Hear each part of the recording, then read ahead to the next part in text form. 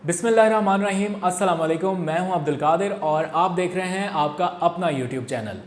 आज दिन है जुमअतुल मुबारक का और तारीख़ है 10 जुलाई। आज चूँकि जुम्मे का दिन है तो इस एतबार से एक बहुत ही अच्छी ख़बर है आपके लिए और पाकिस्तान भर के मुसलमानों के लिए। मंदिर का तो पता नहीं बनेगा या नहीं बनेगा, कब बनेगा, क्योंकि उसका मामला तो इस्लामी नज़रियाती कौंसिल तक चला गया है, लेकिन इस्लामाबाद में कुरान कम्प्लेक्स ज़रूर बनेगा इंशाल्लाह। इसके लिए कुछ हुकूमती कोशिशें शुरू हुई हैं, उनकी तफसीलात आपको बताऊंगा। इसके साथ साथ वज़ीर-ए-आज़म इमरान ख़ान की खुफिया डायरी में आजकल क्या नोट हो रहा है, इस बारे में कुछ मालूमात मिली हैं। कल मैंने आपको कुछ तफसीलात बताई थी कि प्राइम मिनिस्टर इमरान ख़ान किस तरह से सरजनिश कर रहे हैं ब्यूरोक्रेसी की और आला अफसरान की।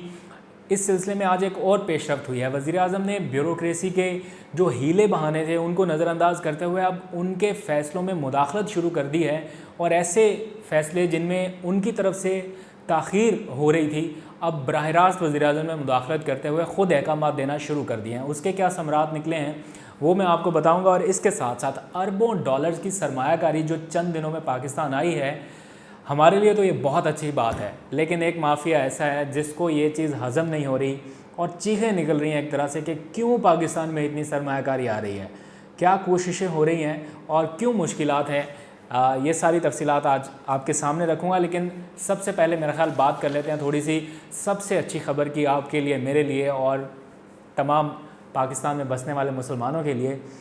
कुछ दिन पहले यहाँ पर मामला चला मंदिर की तामीर का। अभी वो बनेगा या नहीं बनेगा इस हवाले से तो कोई कंफर्म इतला नहीं है, क्योंकि हुकूमत ने ये मामला इस्लामी नज़रियाती कौंसिल के सपोर्ट कर दिया है और उनसे राय तलब की है कि क्या हुकूमती फ़ंड्स का इस्तेमाल करते हुए ये मंदिर तामीर किया जा सकता है या नहीं, क्योंकि इस बारे में बहुत से उलमा कराम ने अपने डिफरेंट ओपिनियंस दे रखी हैं। तो ये मामला बहुत ज़्यादा तूल ना पकड़ जाए, इसलिए डायरेक्ट इस्लामी नज़रियाती कौंसिल के हवाले किया गया, क्योंकि उसमें मुख्तलिफ़ मकतबा फ़िक्र के लोग मौजूद हैं तो वो कोई बेहतर राय दे सकते हैं। लेकिन दूसरी तरफ प्राइम मिनिस्टर इमरान ख़ान ने एक इजलास चेयर किया और मुझे बहुत अच्छे से याद है, मैंने वो इजलास कवर भी किया था। उन्होंने मंदिर की तामीर के लिए जो फ़ंड्स रिक्वायर थे वो फ़ौरी तौर पर जारी करने का हुक्म दे दिया था। अब वो मामला कहाँ पर पहुँचा इस बारे में मैं आपको कुछ तफसीलात लेके बताऊँगा, लेकिन जो अच्छी बात है वो ये कि इस्लामाबाद में कुरान कम्प्लेक्स बनाया जाएगा। इस हवाले से वफाकी वज़ीर बराए मजहबी अमूर पीर नूरुल हक कादरी एक आज तकरीब में गए, और अब से थोड़ी देर पहले मेरी उनके तर्जुमान से भी बात हुई। मेरे सीनियर भी हैं और मेरा बहुत ख्याल रखते हैं, बहुत उनसे सलाम दुआ भी है, और अच्छे मामलात के ऊपर जब कभी उनसे रहनुमाई लेनी हो तो मैं उनको फ़ोन कर लेता हूँ। अभी थोड़ी देर पहले मैंने उनको फ़ोन किया और उन्होंने बताया कि इस्लामाबाद में कुरान कम्प्लेक्स बनाया जा रहा है और इस हवाले से मंजूरी भी ले ली गई है और बहुत जल्द इसके ऊपर अमल दरामद का आगाज़ हो जाएगा। नूरुल हक कादरी का ये कहना है कि जो पुराने औराक हैं कुरान पाक के, जिनकी बेअदबी हो रही है या जिनको इस्तेमाल में नहीं लाया जा रहा, उनको दोबारा से इस्तेमाल में ला के उनके ऊपर एक ऐसा कुरान पाक लिखा जाएगा जिसका मुत्तफ़िक़ का तर्जुमा होगा, यानी तमाम मसालिक उसके ऊपर इत्तफ़ाक़ कर सकें, ऐसा तर्जुमा जो है वो करवाया जाएगा और फिर कुरान कम्प्लेक्स में वो भी रखवाया जाएगा और दीगर जो नायाब नमूने हैं कुरान करीम के वो वहाँ पर रखवाए जाएंगे। बेशक अल्लाह ताला ने अपनी किताब की हिफाजत की ज़िम्मेदारी ली है और इसी तरह से अगर इसकी हिफाजत मुमकिन हो तो इससे अच्छी बात और नहीं हो सकती। तो देखते हैं आने वाले दिनों में इसके ऊपर क्या पेशरफ्त होती है, मैं आपको ज़रूर ब्रीफ़ करता रहूँगा। अब बात करते हैं थोड़ी सी CPEC मंसूबे के हवाले से, जिसमें अरबों डॉलर्स की सरमायाकारी पाकिस्तान आ रही है, लेकिन माफिया जो है उसको ये चीज़ हज़म नहीं हो रही। पिछले कुछ दिनों में 2 मंसूबे CPEC प्रोजेक्ट के तहत शुरू किए गए हैं पाकिस्तान में। एक है कोहाला और दूसरा है आज़ाद पतन पावर प्रोजेक्ट। इन मंसूबों पर 2 मंसूबे हैं और इनके ऊपर 4 अरब डॉलर्स की डायरेक्ट इन्वेस्टमेंट पाकिस्तान आ रही है। अब इससे प्रॉब्लम किस तरह से हो रहा है माफिया को वो मैं आपको बताता हूँ। पाकिस्तान में तकरीबन 40% तक की जो बिजली है इस वक्त वो पैदा की जा रही है तेल की मदद से, दरामदी तेल की मदद से, फर्नेस ऑयल या जो भी है, और ये पड़ता है पाकिस्तान को बहुत ही महंगा। साबका हुकूमतों के दौरान ये तेल से चलने वाले प्लांट्स या IPPs जो हैं, इंडिपेंडेंट पावर प्लांट्स, ان کو लगाने की इजाज़त दी गई और इन्होंने सत्यानाश कर दिया बिजली के निज़ाम का। जो सस्ती बिजली पाकिस्तान पन बिजली से पैदा कर सकता था, उसका इन्हिसार ही आहिस्ता आहिस्ता कम होता गया और सारा दारोमदार चला गया महंगी बिजली बनाने पर। अब जब महंगी बिजली बन रही है तो अरबों डॉलर्स का फर्नेस ऑयल इंपोर्ट करना पड़ रहा है, और ये अरबों डॉलर्स कहाँ से निकल रहे हैं? आपकी और हमारी जेबों से।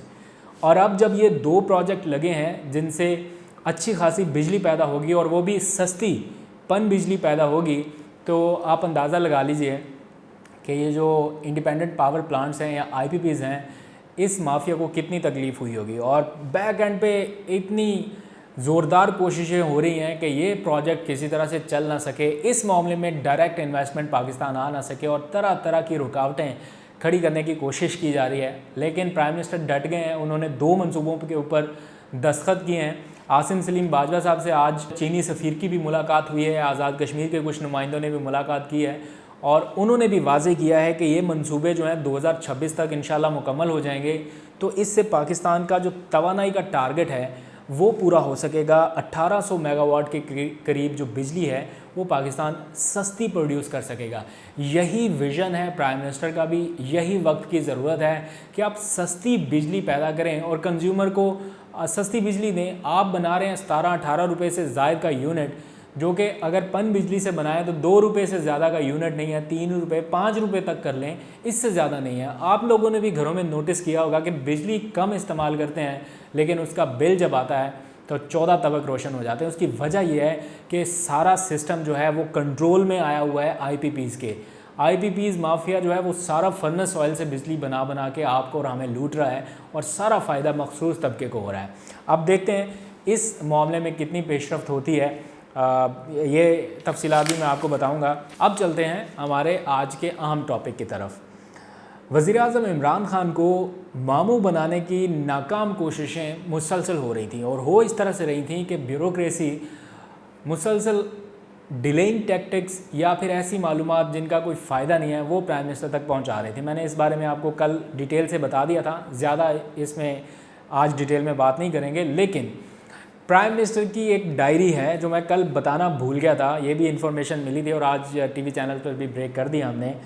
उस डायरी में नोट हो रही हैं एक एक चीज़, कौन सा ब्यूरोक्रेट प्राइम मिनिस्टर को गलत गाइड करने की कोशिश कर रहा है, कौन सा वज़ीर मुशीर थोड़ा स्लो काम कर रहा है, या कौन से अफसरान हैं जो दिया गया टास्क मुकम्मल नहीं कर पा रहे, और कौन से ऐसे अफसरान हैं जिनकी नाअहली और नलायकी से हुकूमत को खमियाजा भुगतना पड़ रहा है। ये एक एक चीज़ अब नोट हो रही है। सिर्फ वज़ीर-ए-आज़म इमरान खान नहीं, उनके प्रिंसिपल सेक्रेटरी भी ये चीज़ें नोट कर रहे हैं, और वज़ीर-ए-आज़म की हिदायत पर ये सब कुछ हो रहा है। और हर मीटिंग में प्राइम मिनिस्टर ये नोट्स निकाल कर बैठते हैं कि पुरानी मीटिंग में ये चीज़ें डिस्कस हुई थी, अब नया क्या है। तो जब प्राइम मिनिस्टर को ब्रीफिंग दी जाती है इन दिनों, ब्यूरोक्रेट्स ये समझते हैं कि इतनी बैक टू बैक मीटिंग्स होती हैं तो बहुत सी चीज़ें प्राइम मिनिस्टर भूल जाते होंगे, लेकिन हर पिछली मीटिंग का रिकॉर्ड प्राइम मिनिस्टर अपनी डायरी में निकाल के बैठ रहे हैं आजकल, और उनसे इससे अगला स्टेप क्या है इस बारे में पूछा जा रहा है। तो बड़ी दिलचस्प सूरत हाल है। पंजाब में जो गंदम का और आटे का बहरान आते आते टल गया पिछले 2-3 दिनों के अंदर अंदर, आपने सुना होगा कीमतों में इजाफा हो गया, नान भाइयों ने अपनी मर्ज़ी से कीमतें बढ़ा दी। तो इस मामले में ब्यूरोक्रेसी ने प्राइम मिनिस्टर को गलत गाइड करने की कोशिश की, लेकिन उन्होंने ख़ुद मुदाखलत की। एक तो उनकी ठीक ठाक क्लास हुई है, वो 3 अफसरान मेरे इल्म में हैं कौन है, लेकिन ये फिर कभी बताऊंगा।